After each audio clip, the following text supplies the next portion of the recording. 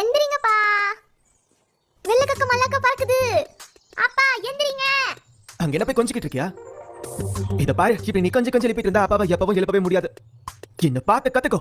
சுருப்பில சோம்பேறி, சீக்கிரமா எந்திரி. தலைவரை பார்த்து கத்துக்கோ. முடியாது, நீ டயர்ட் ஆயிடுவ. அப்புறம் இதை வச்சு ஊரையே குடிக்கிட்டு இருப்ப. மரியாதையா இதை விட்டுரு.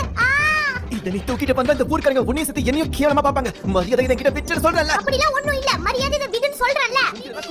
மறுபடியும் ஆரம்பிச்சிட்டாங்களா? பா சொன்னா கேட்க மாட்டியா? நான் ஏன் கேட்கணும்? விடு. மரியாதை கிட்ட விட்டு நானே மாட்டேன்.